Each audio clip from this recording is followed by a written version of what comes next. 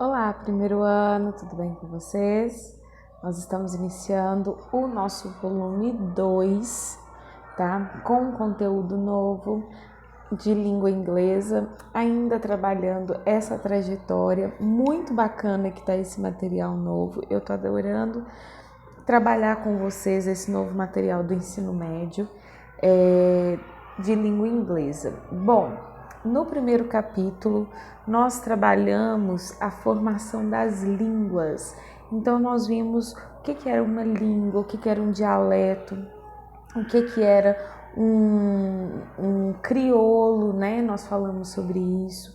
No capítulo 2, nós falamos especificamente sobre a formação da língua inglesa, como que ela se formou, de onde que ela veio, né? A história da língua inglesa. Então, quais povos que originaram a língua inglesa, a junção de quais línguas, né? Em quais regiões essas línguas eram faladas, como que elas chegaram ali na região que hoje é a Inglaterra, né? E originou-se então a língua inglesa. No capítulo 3, que foi o último capítulo que nós trabalhamos, nós falamos um pouquinho sobre o Broken English. O que é o Broken English? É esse inglês cheio de modificações através do tempo, por causa de questões geográficas, por causa de questões econômicas, questões sociais, né? Por quê? Porque as línguas estão em constante modificação, as línguas estão, a língua é viva, né? Então a língua, ela está sendo falada por todo mundo, ela está sendo escrita, ela está sendo ouvida e ela vai sofrendo modificações, os falantes vão modificando a língua, né?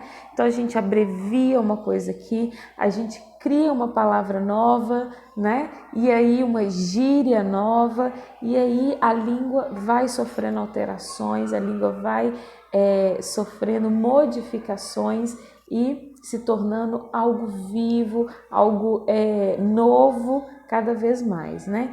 E aí esse Broken English, como é chamado, é esse inglês cheio de sotaques, cheio de diferenças dependendo da região, da classe social que é falado, né? Então, nós falamos, por exemplo, das diferenças entre o inglês britânico e o inglês americano, mas nós também temos as diferenças entre o inglês australiano, o inglês americano, o inglês britânico, o inglês canadense, o inglês sul-africano, o inglês nigeriano, o inglês jamaicano, né? Todos vão ser diferentes e dentro desses países ainda vão haver diferenças. Por exemplo, nos Estados Unidos nós temos o Black English, que é o inglês falado pelos negros, que é quase que um outro dialeto, porque eles têm o vocabulário deles próprio, né? Eles têm gírias próprias, eles têm um jeito próprio de falar o inglês, um sotaque próprio. Então, são esses diferentes ingleses, né? Que dá o Broken English. Então a gente está criando essa trajetória, né, da língua inglesa. E agora, no capítulo 4, que é esse novo módulo que a gente vai começar a trabalhar, o módulo 2, nós vamos falar um pouquinho do inglês voltado para a literatura, que é a parte que eu mais amo. Né? Então nós vamos falar agora do inglês na literatura. Então como que é o inglês literário? O inglês com foco nas atividades literárias. Como que é a história da literatura com a língua inglesa? Então começando lá na página 6, nós já temos uma citação muito linda de Fernando Pessoa, que é um autor brasileiro, mas que escreveu em muitas línguas, tá? E aí ele diz assim: "Because the world isn't enough." O que existe ou o que acontece porque o mundo não é o suficiente? O que vocês acham? Para mim é a literatura, né? A literatura existe, a literatura acontece, a literatura se faz ou a arte também, né?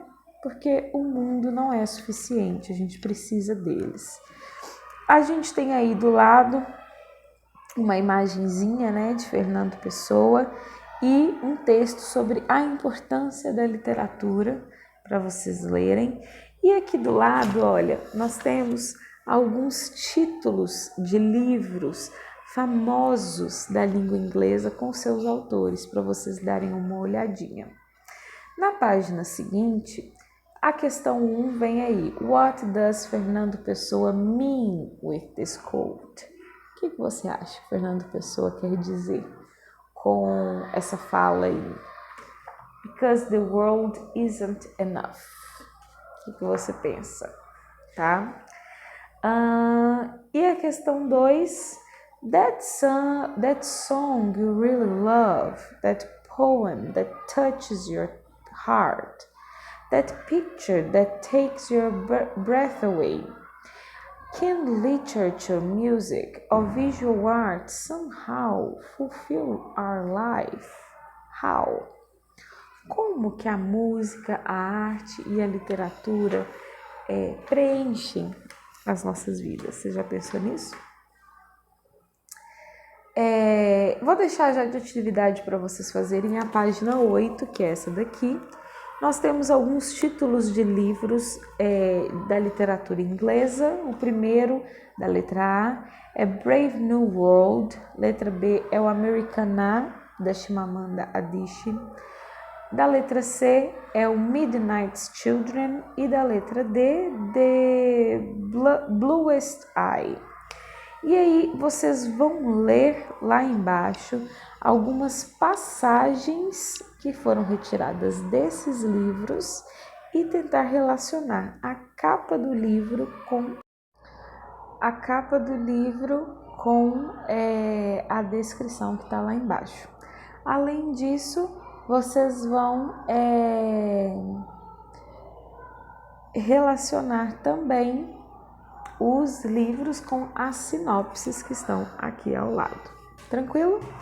Na página 9, nós temos aí uma explicaçãozinha sobre o Simple Past. Vocês já estudaram o Simple Past, né, nos anos anteriores escolares de vocês. O Simple Past é o tempo verbal que nós usamos para falar do passado. Os verbos do Simple Past podem ser regulares ou irregulares. Os regulares são aqueles terminados em ed. Os irregulares têm as suas terminações nas mais diversas formas. Vocês vão precisar consultar um dicionário para saber se esse verbo é regular ou não. Tudo bem?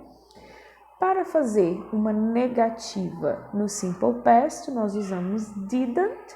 E para fazer uma interrogativa, nós usamos did. Toda a explicaçãozinha está aí na página 9. E a página 10 fica como tarefa para vocês fazerem as atividades, ok? Além disso, lá no guia de estudos, tá? Tem atividade para vocês fazerem sobre o Simple Past, ok?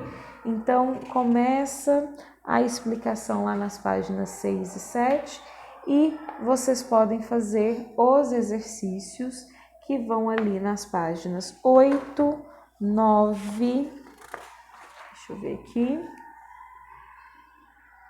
e 10, ok? Sobre Simple Past do guia de estudos, combinado? Bons estudos essa semana e até a próxima aula de inglês. Tchauzinho!